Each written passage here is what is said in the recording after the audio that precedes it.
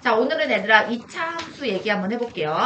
자, 얘들아 기본적으로요. 함수가 뭔지부터 하나씩 얘기를 해볼게요. 함수가 뭐냐면요. x값에 따라서 대응하는 y값이 오직 하나인 관계식을 우리는 함수다라고 합니다.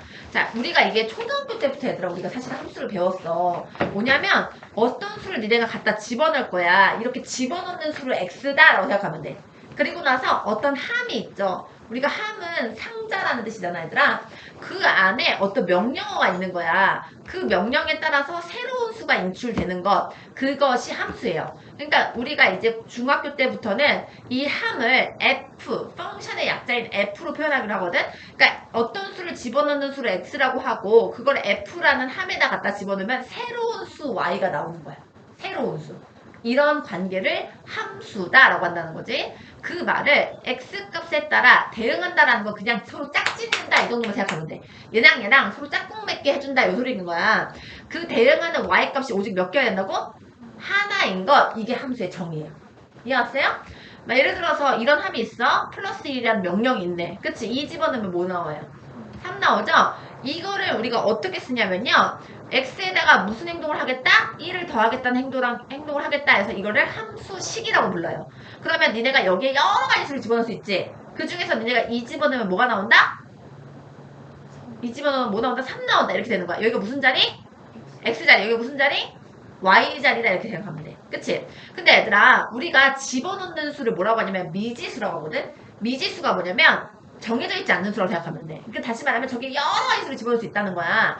그러면 우리가 함수식인 fx, x 플러스 2를 만족하는 식을 만족시키는 x, y를 모아놓으면은 그걸 순서상으로 작성할 수 있거든? x, y로 함수식에 대응하는 x, y 값이 하나가 아니라 몇 개 얘들아? 다 두 개씩 있잖아. 그러니까 뭐로만 표현한다고? 순서상으로만 표현을 해야 돼. 이렇게 순서상으로 표현한 것들을 다 모아보잖아요. 근데 이때 x, y 값의 범위를 실수라고 우리가 지정을 하면은 실수의 뜻이 뭐였지 얘들아? 수직선 위에 나타날 수 있는 모든 수거든? 그러니까 수직선, 다시 말해서 선이라는 건 뭐냐면 무수히 많은 점들이 모여서 선을 만든다 했잖아. 그래서 니네가 이거를 유리수랑 무리수로 여기 구성되어 있다고 배웠잖아. 그치? 그래서 x를 니네가 실수라고 지정하면은 그거에 따른 y 값도 무수히 많이 나올 거 아니야? 그걸 쫙 다 모아놓으면 얘를 뭐라고 하냐면 1차 방정식 혹은 직선의 방정식이라고 하면서 좌표 평면에다가 그걸 표현해 놓으면은 선이 돼버린다 그랬었어. 기억나시죠?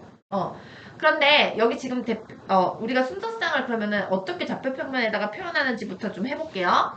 그러니까 우리가 여기 있는 순서상이 2,3이잖아요. 2,3이라는 게 어떻게 되는 거냐면 우리가 좌표 평면이란 거 뭐냐면 수직선 두 개를 이렇게 겹쳐놓은 거예요. 그래서 요거를 우리가 뭐라고 부르냐면 x축이다 이렇게 부르는 거죠. 얘를 뭐냐면 y축이라고 부르는 거야. 다시 말하면 x값들은 이 위에 다 대응시키겠다 이런 소리고 y값들은 다 이 위에다 대응시키겠다라는 거야. 그러면 우리가 아는 순서상들을 우리가 좌표 평면에다 어떻게 표현하면 되냐면요. 얘가 그럼 얘들아 지금 순서상으로 표현하면 2,3이잖아. 그럼 이걸 표현하는 방법 얘는 어디서 찾아야 돼? X축에서 찾아야 돼. 그럼 X축에서 2가 보이죠? 맞아요? 그럼 여기 위에 있는 모든 점들은 다 X가 2란 소리야. 상황 이해 갔죠? 그 다음에 얘는 무슨 값이에요? Y값이죠? 얘는 Y값 3이니까 Y축에서 3을 찾으셔야 돼요. 그러면은 Y가 3인데 요 가로선 이렇게 갖다 그리시잖아요? 그럼 여기가 다 Y가 3이라는 소리예요. 그쵸? 그러면은 X가 2이면서 동시에 Y가 3인 점은 이 두 선이 만나는 요 점이겠죠? 그래서 요 점의 좌표가 뭐다? 2,3이다 이렇게 되는 거야. 그치? 자, 이렇게 표현하는 거 이해 갔죠? 그쵸? 근데 얘들아 지금부터 우리가 그러면 이제 어떻게 해야 되냐면 이 2,3을 어떻게 표현하는지 알았잖아. 그럼 평소에 우리가 어떤 순서상을 줬어. 그럼 어떻게 찾아야 돼? 순서상을 줬어 이렇게. 그러면은 2,3이라는 순서상을 줬어. 그럼 어떻게 찾아야 돼? X축에서 2 찾고 Y축에서 못 찾아서 3 찾아서 만나는 점을 딱 갖다 찍는 거야. 이해가요? 거꾸로 만약에 얘들아 좌표 평면 내에서 이렇게 주고요. 얘가 3,4라고 이렇게 주잖아요. 그러면 이건 어떻게 하시는 거냐면요. X축으로 수세발 이렇게 내리세요. 그럼 여기다 뭐라 쓰면 돼? 3이라 쓰고 Y축에다 뭘 내려? 수세발 내리세요. 그럼 여기다 뭐라 쓰면 돼? 4라 쓰면 돼요. 이것이 함수를 대하는 우리 기본 태도여야 돼요. 이건 변함이 없으셔야 돼요. 안 그러면 헷갈려요. 알겠어요? 다시 자 순서상이 우리한테 주어져 있다. 그럼 어떻게 하라고? 얘는 무슨 값? 얘는 무슨 가? 그럼 얘는 어디서 찾아야 돼? X축에서. 얘는 어디서 찾아야 돼? Y축. 그래서 공통인 점. 그거를 찾으면은 순서상 위에서 점이 어딘지 알 수 있다라는 거야. 자, 그래서 다시 한번 아까 하던 얘기 맞아. 끝내면요. XY가 실수면요. 수직선 위에 나타낼 수 있는 모든 수기 때문에 함수식에 대응되는 순서상은요. 무수히 많게 돼요. 그럼 이 무수히 많다라는 것은 우리가 실제로 표현할 수 있는 방법은 뭐밖에 없냐면 선으로 표현하는 방법밖에 없어. 그치? 그래서 우리가 실제로 실수를 볼 수 있는 방법은 실제로 다 써낼 수 있어 없어? 없어. 무수히 많아서 실수를 다 쓴다는 것 자체가 불가능해. 실수를 우리가 볼 수 있는 방법은 유일하게 선으로만 볼 수 있어요. 그렇기 때문에 실수라는 조건에 항상 그래프가 동반되는 거야. 무슨 말인지 알겠어? 무수히 많은 것들은 어떻게 표현할 수밖에 없다? 선으로 표현할 수밖에 없고. 무수히 많은 점이라고 써놨어. 무수히 많은 점들은 선으로 표현할 수밖에 없고, 좌표평면 위에 결국에 그 선을 우리는 뭐라고 하냐면 도형이라고 부르거든요. 도형으로 표현된다. 직선도 도형이라고 합니다. 그리고 뭐 오늘 이제 이참수 배우겠지만 이참수는 포물선이거든요. 그것도 도형이라고 하고요. 나중에 원도 배우거든요. 그것도 다 도형이라고 생각하면 돼요. 자, 그래서 1차함수는요. 다 xy가 실수이면 다 직선이 된다라는 것은 우리가 중학교 2학년 때 배웠어요. 그렇죠? 자, 그 좌표평면 위에 점 얘기 다시 한번 좀 정리를 해볼게요. 자, 좌표평면 위에, 그러니까 좌표평면 위에 있다라는 것은 항상 순서상으로 존재하는 거라고. 그치? 여기 위에 있는 어떤 점이든지 간에 다 무슨 값과 무슨 값을 갖고 있다?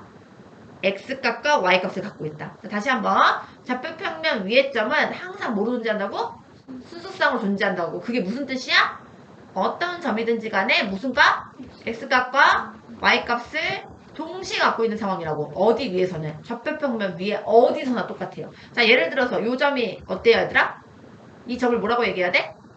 0,0이라고 순서상으로 얘기해야 된다고요. x값과 y값을 동시에 갖고 있죠. 자, 이 점의 좌표를 뭐라고 해야 돼? 이렇게 써 있으면 1,0이라고 얘기해야 되죠. x값이 1이고 y값이 0인 거 보여 안 보여? 보이지? 그래서 x값과 y값을 다 동시에 갖고 있다고요. 다시 말해서 이 좌표평면이 어떤 점이든지 간에 다 x값과 y값을 동시에 갖고 있는 거예요. 항상 뭐로 표현해야 돼? 순서상으로 표현해야 된다. 방금 전에 말한 것처럼요. a, b가 존재해. 그치? 그러면은 x축에다가 뭘 내려서 수선의 발을 내리면 거기다가 뭘 쓰는 거야? 수직선 위에 대응하는 수에 뭐라고 쓰는 거야? 수직선 위에 대응하는 좌표를 뭐라고 적으면 돼요? A다 이렇게 적으면 된다고. A, B라고 써있으면 자, 그 다음 B는 어떻게 하면 돼? Y축에 수선의 발을 내려서 수직선 위 애들 이런 말 잘 알아도 돼요. 수직선 위에 대응하는 좌표를 뭐라고 적으면 돼? B라고 적으면 된다고. X축에 수선의 발을 내려서 수직선 위에 대응하는 점에 뭐라 적어라? A라 적어라. Y축에 수선의 발을 내려서 수직선 위에 대응하는 점에 뭐라 적어라? B라 적어라. 이렇게 되는 거라고. 됐죠?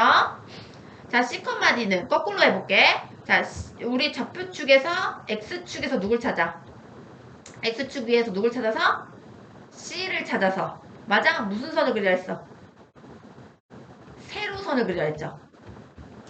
X축 위에 C를 찾아서 여기서 세로선을 이렇게 갖다 그리는 거라고 얘들아. 기억나시죠? 그 다음에 어디서 C, D를 찾기 위해서는 Y축 위에서 D를 찾은 다음에 무슨 선을 그려?